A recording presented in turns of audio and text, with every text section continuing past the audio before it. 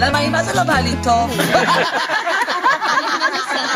את ספרי לי למה את וראומה מחוברות המון. אני חושבת שאחרי 30 שנה אפשר לשנות ציור. אני לא יודעת, היה שם איזה חיבור.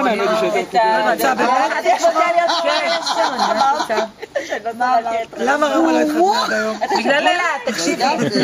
יש לי אימא בגן גילה. לא לשלוח את נפגע שאת חברה שלי מהתיכון ואמרה לי, היא ההשראה שלי ללכת להיות מורה ללשון. אני יודעת מי זאת גם. ליאן.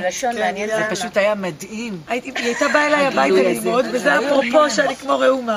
אוי ואבוי לך. אז אני יודעת מה הלכת ללשון. אז אני רוצה להגיד לך שיש אנשים שאני אומרת להם, מה את עושה? אני יודעת, אני מורה ללשון. אז אפשר מכריחים, כאילו אמרתי, אני מורה לסקס. מה אני אעשה? אני לא מורה למתמטיקה, אני מורה ללשון. אמיתי, את מורה ללשון? גם מספרים קטנים. את לא רואה שהיא לא סותמת? עכשיו אני מבין למה. וואלה, את מופרעה.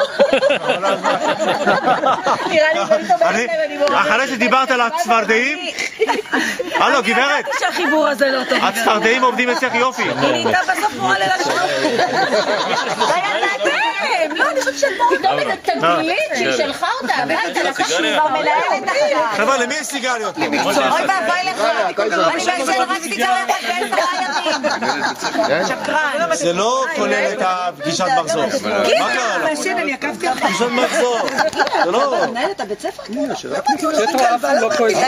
תגיד לנו שאתה עושה וידאו עכשיו. פעם ראשונה ששמעתי כולכם, ורק אני ומיקי למה?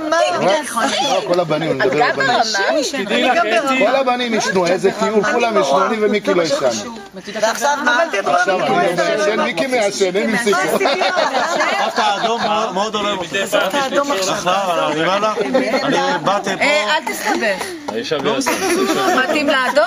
זה מתאים לאדום. אני אגיד לך משהו? כל הצפרדעים. לגבי גילה, אישה באדום? אפילו נעלי בית הבאנו לאדומות. אימא לי תשים לה את הנעלית שלי. אבל תדעו לכם שמולי נותן לי... זהו,